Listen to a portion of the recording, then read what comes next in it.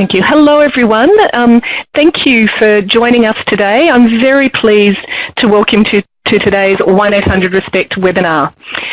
Before we start, I would like to pay my respect and acknowledge the traditional custodians of the land on which this meeting takes place, and also pay respect to elders both past and present.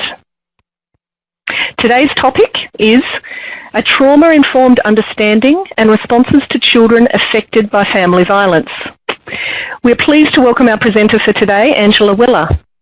Angela is a social worker currently working as the Manager of Child Trauma Service for the Australian Childhood Foundation, and we're very lucky and pleased to have her. This service provides specialist counselling for children and their families that have experienced trauma. Angela's background includes child protection, child and adolescent mental health, and family therapy.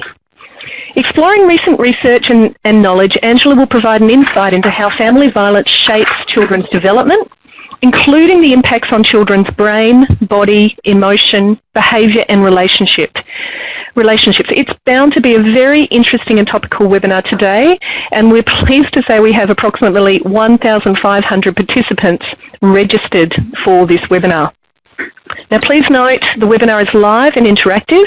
You're encouraged to participate by posing questions which can be typed into the chat box located at the bottom left-hand side of your screen. Now I encourage you to write all your questions in there, and we will endeavour to answer as many as we possibly can at the end of today's webinar. There'll be approximately 10 to 15 minutes question and answer time at that time. So finally, if you are experiencing difficulty hearing the sound during the webinar, please dial the 1800 support number that is listed in the chat box. I'm now very pleased to pass over to Angela to begin today's webinar. Thank you, Kelly. It's really exciting to be here for a range of reasons. One, I've never spoken to this many people ever before in my life, so I'm very pleased to be talking to so many of you about something that is really very important, I think, in the current context of our Royal Commission in Victoria, and certainly also it's been an area of incredible interest for me in my work, and so I always very much enjoy having an opportunity to share my thoughts with you all, and I will be really interested to hear your thoughts and your questions and some of your reflections at the end of the webinar. So just to say that my interest in a child's experience of family violence has come from many years of working with children using a children's rights and trauma framework at the Australian Childhood Foundation. More recently, I've been involved as a sector representative for children in a regional family violence partnership, and no doubt many of you would be involved or know of those sort of partnerships. I've been involved in the Eastern region. This local partnership has responsibility for providing an integrated service delivery model to women, children and men. In this, it has been really important for me to consider the specific needs of children within a system that I don't believe has historically understood or prioritised them in the context of family violence. I think we've needed to work on a very specific understanding of what exactly it means for them.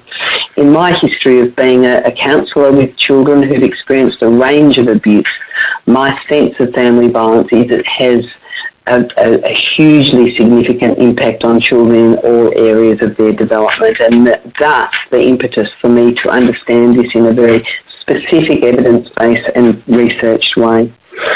A colleague said to me several years ago, wouldn't it be great if every child who's experienced family violence could receive a response that would meet their needs, whether it's a child at school, whether it's a child in receiving counselling, a child in a refuge, a child still with their family.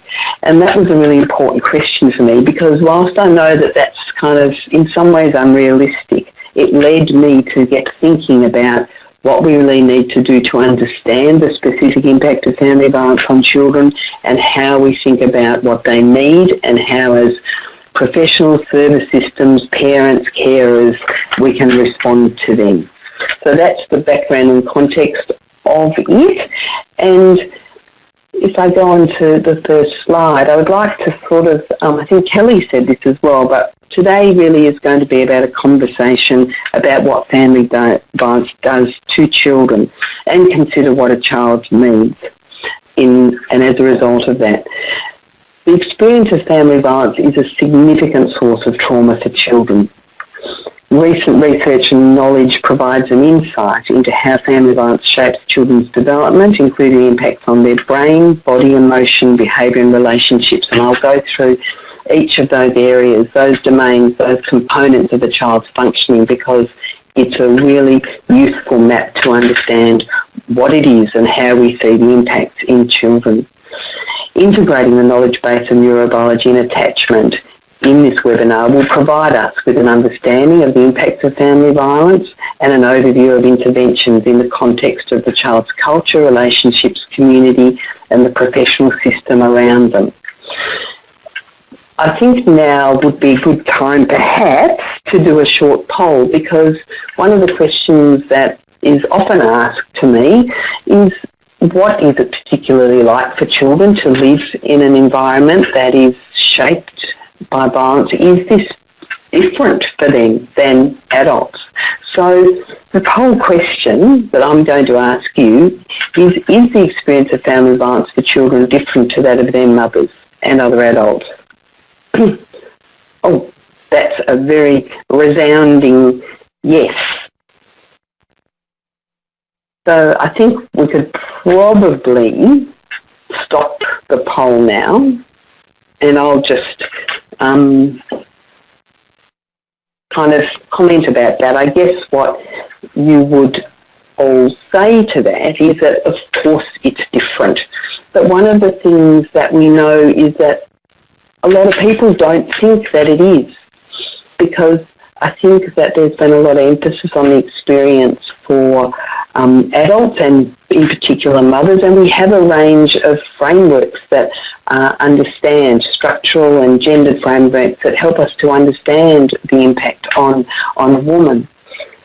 And there are similarities, there certainly are, because it's frightening, it's abusive, it's disempowering for both adults, both mothers and children.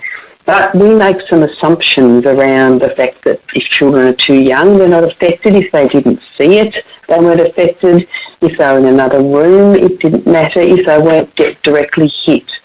So I think that what I've done is explore something of the concept of witnessing family violence and really thinking about it as experiencing family violence for children, because they too are involved in the frightening, terrifying experience of never knowing what's going to happen next in their family. The other thing that's very different for children is that developmentally they're too young to understand it. They can't make meaning of it. They can't make decisions around what to do about it. They need adults to protect them, and they often don't have those adults. So I guess it feels really important in leading up to this webinar and this conversation to differentiate some of the developmental, social, legal needs of children that sit both similarly but separate to their mothers. And in understanding those different needs, we're in a position to support them and understand them. So that's just a first poll. So I'd like to go on to my next slide, which is family violence as trauma. Trauma theory, as most of you will have heard, has become a primary explanatory framework for understanding and responding to the needs of children. Trauma is the emotional, psychological and physiological residue that remains in children after the violence and the abuse. We know that it stays with children, and part of the conversation we have around these different parts of a child's brain and body will help to explain why there is a residual effect, why even when it's stopped it doesn't go away for children, why years later they can still feel a reverberation of fear through their bodies. And even after they've been told it's safe, sometimes it doesn't feel like it for them. Children are particularly vulnerable to trauma as a result of their developmental, social and relational immaturity. I'm going to go through a framework that outlines the specific areas of impact, and that's on your screen now, which is the brain, the body, emotion, behaviour, relationships, and loss.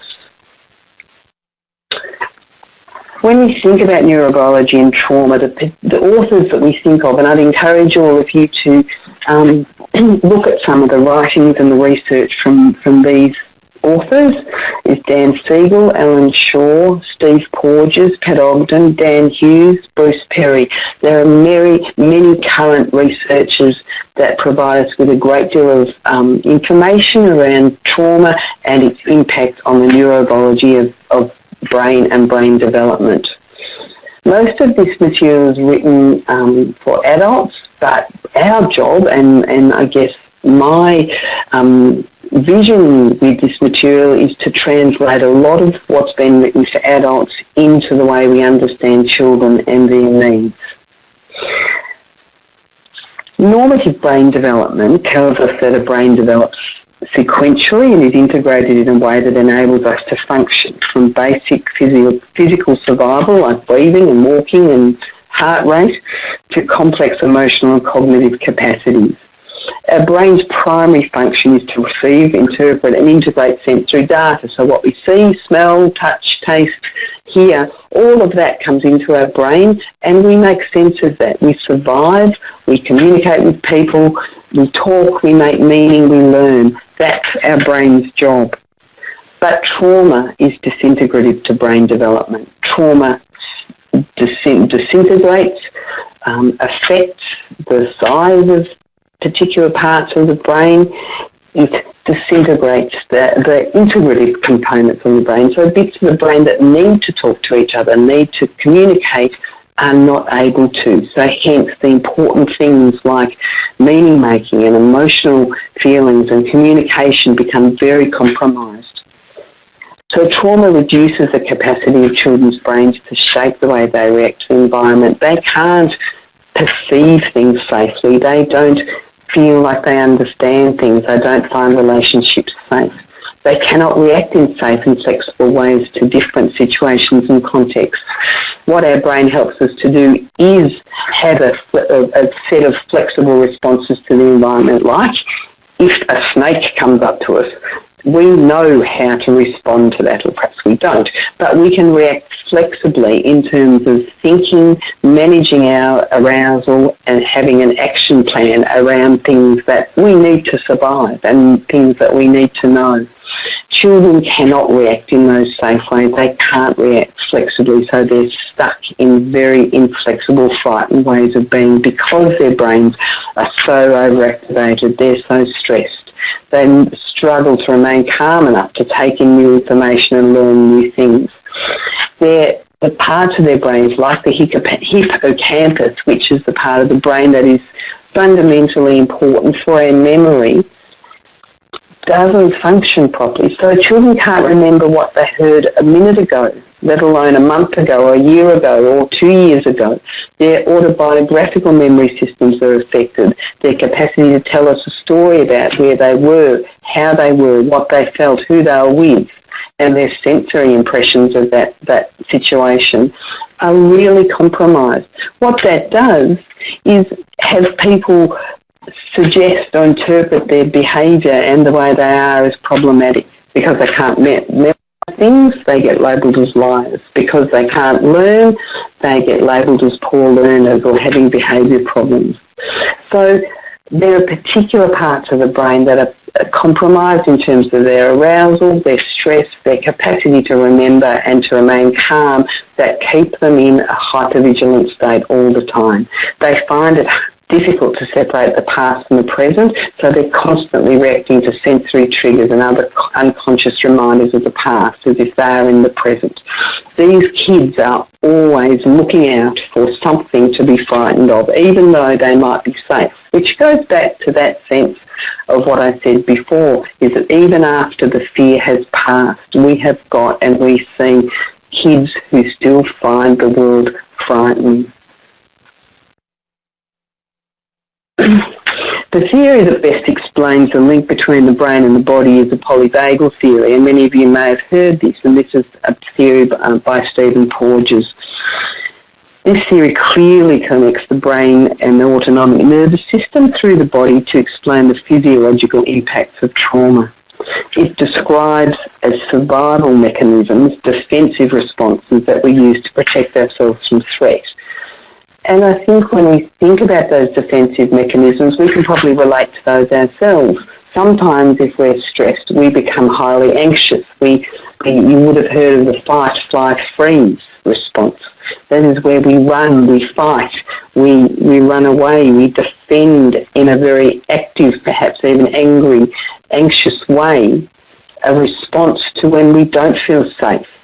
Trauma orients a child to become activated and fight to stay away from things that are not safe. Alternatively, they can shut down, they can become dissociative, they might seem like they're not present. That, again, is a protective response to survive what is unbearable fear, either in the present or how they're perceiving the re-triggering of fear responses in them. The problem with this, obviously there are problems if neither response enables a child to feel safe enough to be connected or comforted in a relationship. And Porges would say that there's another state that we need to be in, which is around social engagement.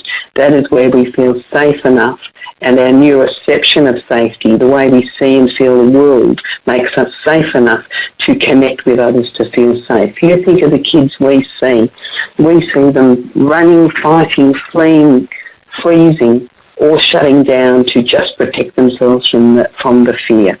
So the brain-body system becomes stuck in a hypervigilant state, constantly scanning the environment for threat. And we see this in children, the way they look like frightened, scared, hyperactive little people, big people. Any change is experienced as a threat and can trigger a physiological or overwhelming stress response, because as I said before, their neurobiological and nervous systems are not flexible enough to make sense of the current situation, and so they are feeling frightened and they have triggered into fear responses, hypervigilant responses. Their bodies and muscles, Pat Ogden talks about procedural tendencies. Their bodies and muscles are formed into a state that they sometimes look small, they look frightened. They have to be procedurally ready to manage the fear or the stress that they're about to have in their life. So their bodies, their muscles are oriented to protection, but not oriented to safety or connection with others. Their developmental trajectories are altered and delayed, and they're more vulnerable to physiological vulnerabilities such as illnesses. You see a lot of these kids missing school because they're sick. Their immune systems are compromised because it's all part of the physiological impact of trauma on their brain-body system.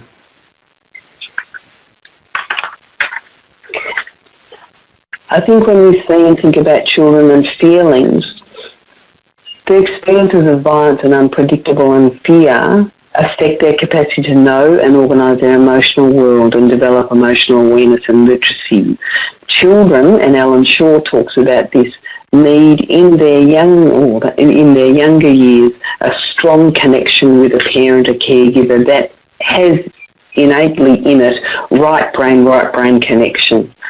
In that connection, they first of all receive experiences of co-regulation, relational regulation, where when their own systems of regulation aren't working, they can rely on someone who is close to them to help them to calm down. What happens in their brain is that they then develop systems that enable them to self-regulate. This experience of brain development in terms of emotional regulation is what enables children to develop an emotional world. They can develop feelings, they can develop an awareness of their own feelings, they look to others to interpret their feelings, they feel safe to empathise with others. These children miss out on that because what they're often doing is that they don't have adult caregivers that are able to, because of the level of violence and need to survive in their family, cannot provide them with that congruent care. And that's not to be blaming of mothers in this or anyone in particular. My thoughts around this is that just so often mothers aren't available to their children to provide that experience because they are so traumatised and frightened and trying to survive themselves. And in the experience of violence, fathers separate out, or men separate out women and children's capacity to do that regulatory, co-regulatory growth and experience. So children become disconnected from their feelings. They can't acknowledge emotional states. They can't trust their external world and relationships to acknowledge, value or empathise with their feelings. I think the other thing to say is anger is often expressed as the safest emotion because it's easier, like as I said before, to fight, to flee. It's much easier to be angry with someone, to be sad. You feel so much less vulnerable in an angry state. Your brain is more robust in an angry state than it is a sad state. One of the things that children and women feel enormously in this family violence experience is shame. Shame is possibly the most toxic emotional experience because if you think about how hard it is to feel and tell something shameful, it is really hard for these children to feel shame. They shouldn't feel shame, but their experience and the messages they're given by people around them, their fathers, is that it's their fault. And children are fairly egocentric in the world. They feel like they're at the heart of things. They feel like they're at the heart of the meaning of the world. If someone constantly tells them it's their fault, they will believe that. So they develop a sense of shame. And as I said, shame is a really, really difficult emotion to cope with or process.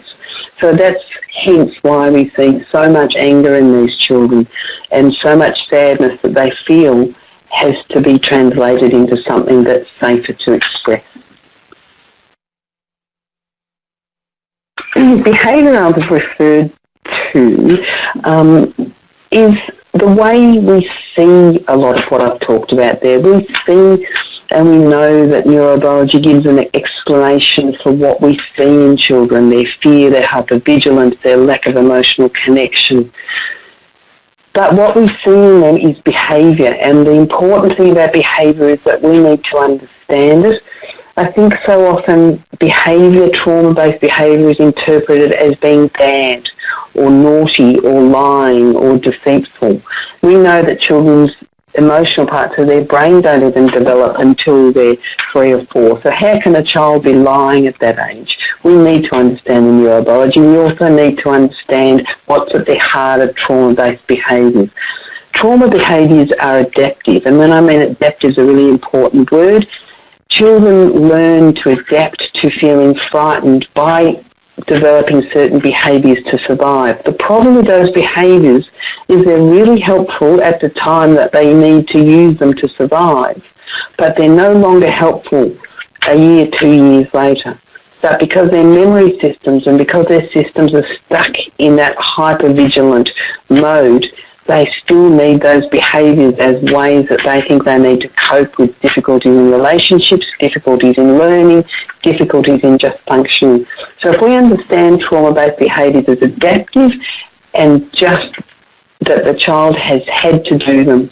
I just want to tell you a little story quickly because I know I need to keep an eye on the time, but a boy we're working with at the moment who goes home every night and he stands at the front door of his house and he has to be there by 5 because at 5 o'clock his dad comes home and he has to listen at 5 o'clock to whether or not there are 7 shuffled steps or 7 clear steps. If there are 7 clear steps, it means Dad hasn't been drinking and that he will come inside and things will be okay. If those steps are shuffled, it means Dad has been drinking and there's going to be a lot of violence that evening. What this little boy has to do then, once he determines what the level and nature of the steps are, is to go inside and reorganise things so his siblings are in rooms, his mother's in a certain place, dinner's on the table. He has to manage the safety of that environment. that is his adaptive survival strategy. What that means for him, though, is he has to think about this all day at school every day because he never knows what those steps are going to sound like. He can't go anywhere to play after school. He can't focus on homework. He has to have very good ears. So if he's got a cold, what does he do? Because he's got to be able to determine these steps. He's got to take responsibility for his family in that moment. This takes the opportunity for this child to do all the things that an 8-year-old needs to do in his day and after school and with his friends. That's an example of adaptive behaviour, and we will see that over and over in children's functioning. But it does only make sense in the context that it's first developed. This child will probably go home and stand at the front door every night for the next few years unless we find some way of helping him be safe not to, even when it is safe to. So as I've just said, it appears as patterns or repetitive routines that play themselves out in relationships environments. The only thing is people don't understand them, so they interpret them as maladaptive and bad. That's a really important point, and I would really like for people to kind of think about the children you work with and think about whether or not you can develop a greater level of understanding of adaptive survival functions in the children you see. It becomes embedded in their identities, how they're shaped, interpreted by themselves and others. I'm going to go on to trauma and relationships. I think, I've talked a lot about relationships in the context of brain development, but children fundamentally need secure connections to allow them to explore the world. Attachment theory tells us that. Neurobiological theory tells us that. As parents, we know that. We know that children just need to be held and given constant messages of safety, security, attunement, nurturing. But when they're in relationships that are corrupted by fear and threat, relationships develop in a different way. They form relational templates that are based on fear, disconnection, loneliness, isolation. And as I said before, the relationship with their mother is significantly damaged with the fragmentation and fear separating the child from what they need from their mother. Their mothers say to me all the time, I was so separate from what I knew my child needed because I was so frightened and I was just trying to survive, and I was constantly told that I was a bad mother and that I didn't know what I was doing, and all of those critical messages that become embedded in a mother's identity. The next thing that is really important for children, and this is kind of in some ways an interesting, complex and controversial area in terms of family violence in children, but their relationships with the perpetrators of violence are also intense and complicated and confusing for them. I'm wondering about whether or not we could put up the next poll question now, and we'll just have a bit of a talk about that.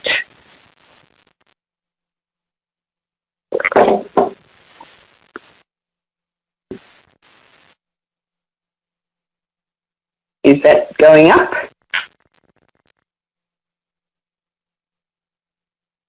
No? Cass? There it is. Oh, there it is. Okay, here's my question. Do fathers have a fundamental right to have an ongoing relationship with their child after the violence, even if there's been a change in the living situation or contact? This is interesting because we've got a kind of a hovering equalness about this, and I would like to just 53-46 for those that are interested in actual sort of. Can we stop the poll? Because I think, again, I would like to just acknowledge the complexity of this. But my sense of working with children and their families in terms of family violence is that their relationship with their fathers is very complex. And whilst I think it's right to say that anyone who is violent to a child, be it a man, woman, community, teacher, anyone, can and should perhaps their rights to contact with their child should change, and we should have legal contexts that provide safety to children when they are not safe. However, what I've found is that children, at a minimum, need to make sense of the relationship with their father or the perpetrator of the violence. I'm using the word father as a generalised, the perpetrator of the violence, be it stepfather, father, other people. They need to, at a minimum, make sense of the violence, because they don't just forget they have the father. They don't forget what happened to them. They need someone to help them make sense of that. They need to have someone to help them make sense of why someone who supposedly loved them would be like that to them. They need to make sense of how that relationship is no longer available to them. They need to experience the loss in that.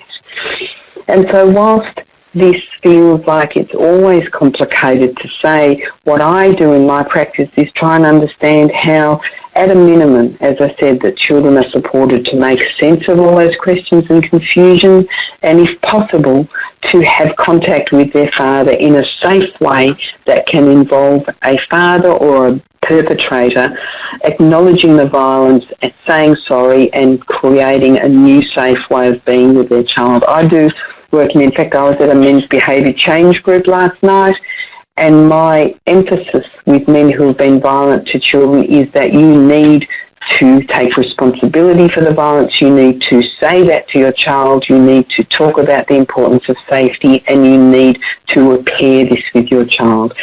So in conclusion, I guess we can't just leave children without that sense of meaning making, but we also have to protect them. So that's been an issue for me in a service that is a child-focused service, because we, at times, we do need to consider the role of fathers in our work, but we only do it safely. That might be a source of questions at the end. I'm not sure. I'd like to finish that framework in terms of loss. This is a sort of a concept that I think is a really big one for kids, because kids lose a lot when they experience family violence. They lose things that we don't even think about as adults. They lose safety and they lose connection. They lose what's predictable and familiar. They lose their family, their school, their belongings, and their sense of community. And they lose a sense of hope. But I saw a little boy the other day that said, Angela, I had a teddy that I took to bed every night, and he helped me go to sleep, but I had to leave him because we had to leave our crisis accommodation in a really big hurry, and I'm never going to see him again. How am I going to sleep? Do we actually understand in ourselves? I don't know. That sounds funny, doesn't it? I'm wondering if we understand what it's like for a child to lose even the smallest things that we don't even understand but might have incredible meaning to them. So children lose a lot, and how I think about reparation for children is how can we help children find some of the things, some of the experiences, some of the people that feel like have been lost to them. And in terms of loss, from an Aboriginal perspective, the causes of family violence are located in the history and impacts of colonisation and structural violence, the loss of land, the breakdown of community kinship systems, the removal of children. Therefore, in Aboriginal community, with Aboriginal children and families and communities I work with, I see family violence as a disconnection of children from their culture. I don't think that some of our gendered limbs, our structural ways, our ideas of power and control are always helpful when we think about an Aboriginal child's experience of trauma. I see the disconnection for these children from the meanings associated with their beliefs and their community. I see the disconnection from cultural principles as maps to understand relationships in the world. And I see the disconnection from an experience and understanding of belonging to resources, rituals, history, stories, land. So when I talk a little bit about intervention, what I think is really important is to understand the loss in the context of colonisation and experience, the historical experience of loss. for Aboriginal children, families and culture. So that's, I guess, quite a detailed explanation of what I think is the impact of family violence on children, and I think that it's a useful framework when I think about how it helps us to shape and think about intervention. And intervention, I think, should flow from the needs that are identified during an assessment of the impact of family violence. If we see particular areas of damage or disconnection or compromise in a child's regulatory system or their emotional system or their relational system, if we see particular areas of behaviour that we think that need to be understood in terms of neurobiological framework, how do we think about intervention? So I think components of intervention relate to work that is done with children, their mothers, their families, the communities and the system around them. And in the Eastern region, in the partnership I work with, we've developed a practice framework called Safe and Secure, which is really what this framework is that I'm talking to you today about, and you can access that. I'll talk to you about that a bit later. But one of the quotes from that, I think this is kind of a metaphorical look of what children need. It says safety and security spreads in concentric circles around children affected by family violence, locating the basis of change in their relationships to their mother, their siblings, their father, their extended family, their community and their friends.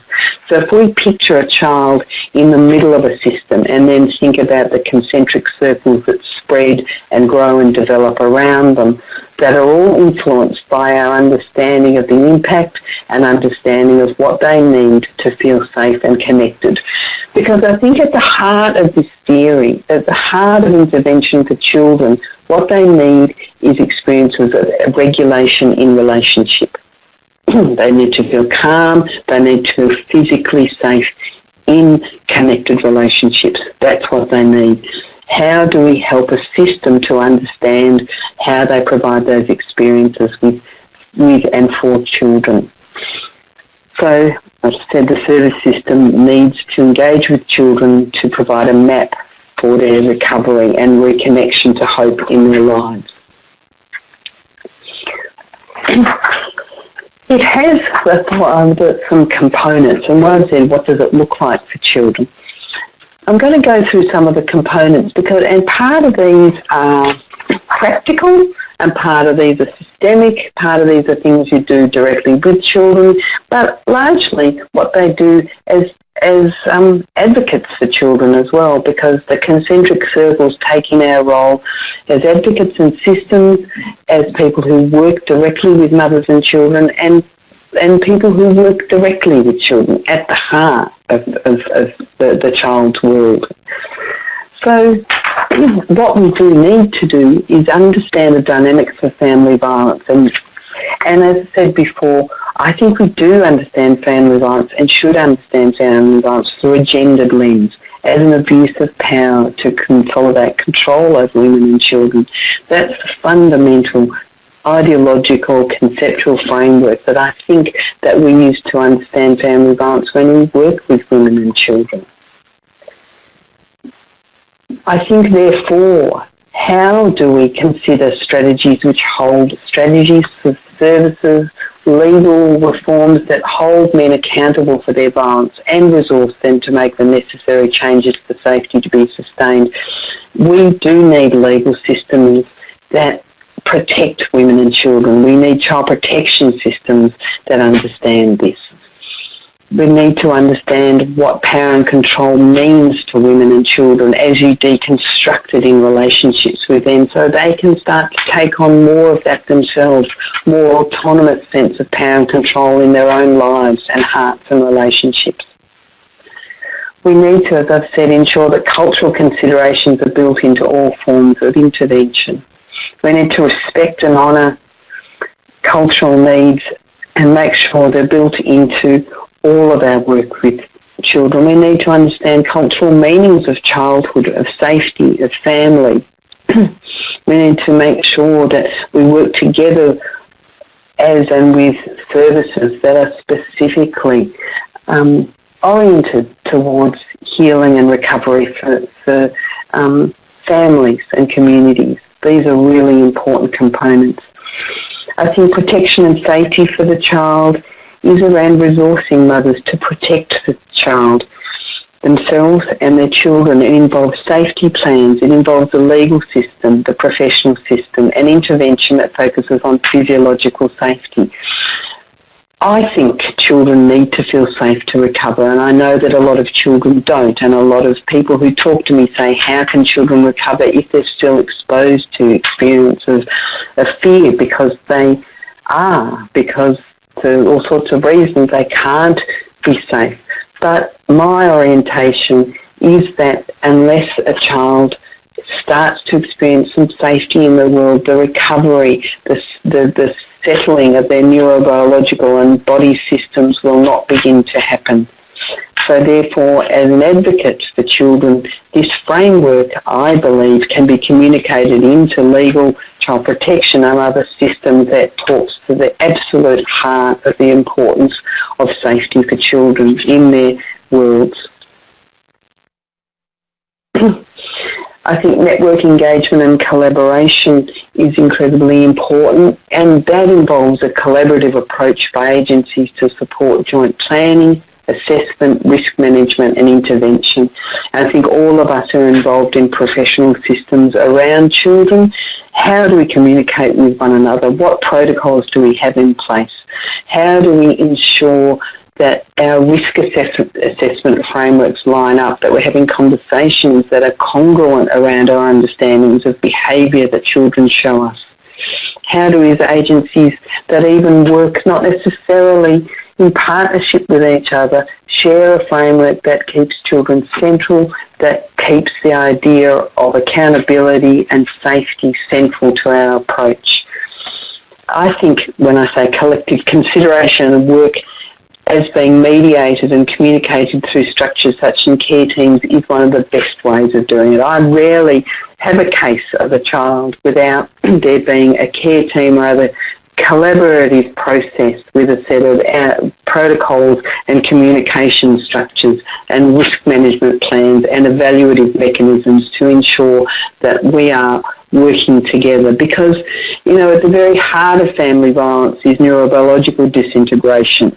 If you take your concentric circles idea or metaphor, disintegration that happens in a child's brain reverberates out into their relationships, systems and communities. Disintegration happens everywhere. How do we integrate? How do we be integrated in our approach? One of these approaches, one of these ideas is around collaboration at a network level. In strengthening relational connections around the child, I could talk for another couple of hours around this, but I probably won't, because this is the very most important thing that I think children need, is how do we have and empower people around children to help them to feel connected? What do children need to locate themselves in relationships that are safe, that give them messages of safety, that are committed to them, that say, I'm not leaving you, that are attuned to their feelings, that show them in an empathic way that they are understood and cared for. Dan Hughes has a beautiful theory or acronym called PACE, and he uses this with adults and children, and it stands for playfulness. I'm going to forget that now. That's funny, isn't it? Playfulness, acceptance, curiosity, and empathy. If I think about working with a parent and a child, I think about how do we play with, how are we going to play together? How are we going to show empathy to your child? How are we going to be curious about what they feel, what their experience is, what their behaviour means? And how are we going to show empathy? Acceptance might have been the one that I went empathy first. Maybe I'm not so good at acronyms. But acceptance is, I'm going to accept you for who you are, even though there are so many times that you show me that things are hard for you and you are worried about yourself and how you are. He says that the thing that a child needs in their life is to see an adult looking at them with acceptance. How do we help people around children to show acceptance to children, curiosity, empathy and care. There are lots of ways that I think about doing that when I'm with parents, mothers and children, by playing with them, by having conversation with them, but in the context of where you are, in your environment, in your agencies, as child protection workers, as mental health workers, I think it's important, the most important thing for children to feel those qualities of relationship in the people around them, that capacity to be held safely and with regulation. I think that we have another poll question now that we might need to ask, which is one that all people ask me a little bit about. Developmentally children and adolescents show this experience differently. We've got the question being, many adolescents display violence within their families and become known as offenders and perpetrators. Is this language and way of describing these people appropriate? Overwhelmingly, no. I think that's absolutely right, and I think that might seem, again, sort of obvious, but you have no idea how many times that I hear people talking about 14, 15-year-old boys and girls who are displaying violence or sexualised behaviours in their family as perpetrators or offenders. My strong belief is that we need to apply this developmental attachment and trauma framework and behavioural analysis of children as a way of understanding why they're displaying violence. Children copy what they see. They model what they know. They do what's familiar. Familiarity is the safest thing for children, even if familiarity is frightening. So why wouldn't they become violent? Part of that fight-flight response I described before in a child's nervous system is around becoming aggressive to protect oneself. So how do we understand these children as being vulnerable but showing aggression as their behavioural adaptation? So that's why I put that there, that question, and whilst it's sort of probably obvious in a way, I think as I move around the system, I hear so much of these young people being labelled in ways that I think is unhelpful to their ongoing identities and relationships, because that way of identifying and describing children is unhelpful to them. If they see themselves as an offender, why wouldn't they take that into their very first romantic relationship? Why wouldn't they see themselves as a perpetrator in every part of their life? It's so unhelpful for children. I think children need to make sense of what's happened to them. And I think, as I said before, children don't get the opportunity to often understand what's happened, why it's happened. Is it their fault? Why is it that someone can be so frightening in their family? None of their friends seem to have this experience. Why do I feel like it's my fault? But I can't talk to anyone about this because I'm actually quite embarrassed about this, or I feel some shame about this. And if I even talk about it, it makes me frightened.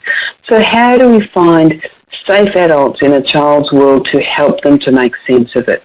How do we challenge the views that children have that say, it's my fault just because I was told that 20 times, I was told it every night, I think it's my fault. We need to, as adults, say to these children, it's not your fault. How many different ways can I tell a child, show a child, make it genuine to a child the fact that it is never your fault that this happened in your family? Because we know that even if they're silently held, those attributions live in the brains and the hearts of children. So how do we help them? We help them by getting them to talk about what's happened to them, how frightening it has been. Sometimes children can't talk about it because it's too hard. Sometimes they just need experience of safety and security in terms of their recovery process. Some theorists say it's important to go through, to actually talk about it, to go through it, to get through it, because you need to process it, you need to make sense of it. I don't know about whether every child needs to talk about it and say what it felt like and get the sort of somatic experiences, body-based experiences sort of understood for them. But I do know that children need to know that it's not their fault and that adults all around them in those circles need to find some way of helping them to make sense of it. And finally, I think that children need to be helped to go on with their lives in a way that feels like they can get on with their development. I think trauma theory tells us that abuse can stop a child's developmental trajectory, and so when we look to the history of trauma, often we can see compromises that happen at particular points in time, and Bruce Perry would talk about this in his neurosequential model. He would say if a child's abused at the age of 3, well, we will see particular functions of that abuse in their behaviour and their functioning. They need to be able to get on with the tasks of being a child, to play, to feel safe, to grow, to develop, to have friends, to learn, to go to youth club, to do the stuff that children do. So they need ongoing integrative relational developmental experiences, and we need to support them with that by consolidating the things that we've done with them, with their mum, with their dad potentially, with their community, just to let them know that really that the normal developmental opportunities and hope for them as a child is available to them. So in terms of outcomes of intervention, I think that as a Victorian legislative framework, we have the best interest framework, and that's safety, stability and development. That is sort of overarches, in a sense, what I've spoken about today, in that if we are aiming to provide safety for children, we do it in various ways. Stability is felt in their bodies, their world, it's felt in their relationships, and it's felt by their ongoing development. I think in terms of what children can feel, I think it's important that they feel safe and they feel secure in their relationships, they feel cared for. I think that they need to feel like they've made some sense of their experiences and they can feel a future sense of belonging and hope. And if I think about children that I work with and I see, there are so many ways that tell me that children have lost that sense of hope. And if we think about it, how does a child hold on to hope? How do they get a sense of hope in the first place? A sense of hope is offered to them by those around them, but I think children are naturally playful, hopeful, imaginative, metaphorical beings. They develop with a sense of openness to change and opportunity. They belong to a set of beliefs that tell them that things are possible in their world. So when family violence hurts them, that hope diminishes, and we see that time and time again. My strong feeling around this is that if we can find the words, a narrative, experiences that hold hope as possible, that hold play, acceptance, belonging as possible in a child's world, in their relationships, their community, their school, they can go on to feel like life is okay. And I think that the children that we see, as I said at the start of this, are some of the most severely affected little people in terms of thinking that life isn't okay. So I think in finishing this, I would like to say that hope is the beginning of a life capable of not being overtaken by the experience and memories of trauma, violence, stress and disintegration. And I think that's probably a good place to end, and I think I've been talking for a long time. So thank you so much, Angela. That was really interesting, and we've had a lot of fantastic comments come throughout that presentation. So much appreciated. Sorry. Okay. Are you still there? Yes. Okay. So, will I need what will I? So I've got some questions now, Angela. Can you hear me? Yeah. Great. We've had a lot of great questions come through, and we're sadly not going to be able to get to all of them. I just want to note in particular, Tanya C., you've asked a question that we will get back to you with more specifics on, but broadly speaking, you've asked if can frontline workers call the 1800RESPECT helpline for information and advice, and the answer to that is yes. And in relation to some of the specifics of your questions, we will follow up with you. As I said, time has flown, so I'm just going to ask Angela just two questions.